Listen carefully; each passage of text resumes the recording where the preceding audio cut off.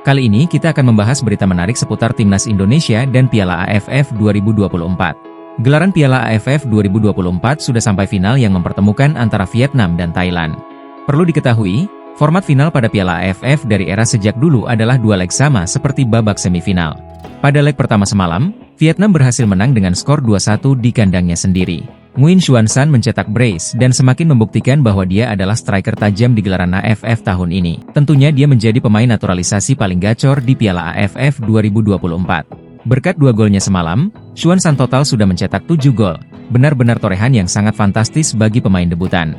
Penyerang naturalisasi Nguyen Xuan San tentunya makin memperlihatkan peran pentingnya bagi Vietnam untuk membantu The Golden Star mengangkat trofi Piala AFF 2024. Vietnam nampaknya tidak sia-sia menaturalisasi Xuan San. Pemain kelahiran Brasil ini tidak pernah absen mencetak gol buat Vietnam sejak pertama kali dimainkan melawan Myanmar pada 21 Desember lalu. Xuan San kini memimpin daftar pencetak gol terbanyak dengan torehan 7 gol.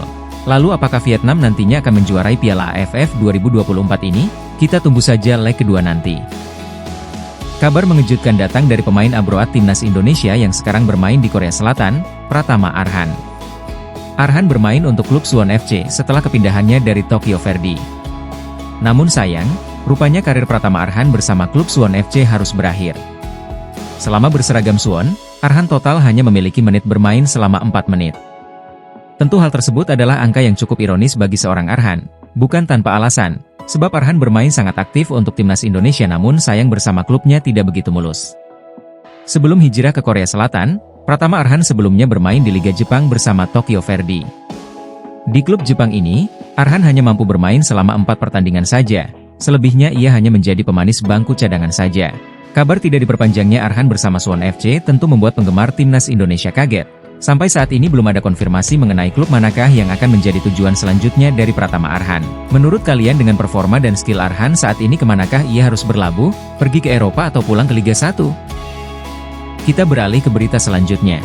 Vietnam rupanya mulai mengikuti jejak Timnas Indonesia untuk melakukan program naturalisasi. Ya, hal ini mulai gencar dilakukan oleh Federasi Sepak Bola Vietnam karena gacornya Rafael Son atau Nguyen Xuan San, striker anyar skuad Golden Star Warrior. Rafael San tampil gemilang bersama skuad Vietnam pada laga debutnya di Piala AFF 2024 ini. Dengan memainkan 3 laga saja, ia sudah mencetak 5 gol. Tentu statistik tersebut sangatlah luar biasa dan membuat pendukung Vietnam bangga. Dengan alasan Nguyen Xuan San yang tampil gacor dan produktif itulah membuat Federasi Vietnam semakin gencar untuk melakukan program naturalisasi. Terbaru, sudah ada 5 pemain anyar Vietnam yang siap untuk dinaturalisasi oleh Vietnam. Namun demikian, perlu diketahui bahwa mencari pemain keturunan seperti halnya Timnas Indonesia sangatlah sulit dilakukan oleh Vietnam. Maka itu, Federasi Bola Vietnam akan melakukan proyek naturalisasi dengan menggaet pemain yang tidak memiliki darah Vietnam.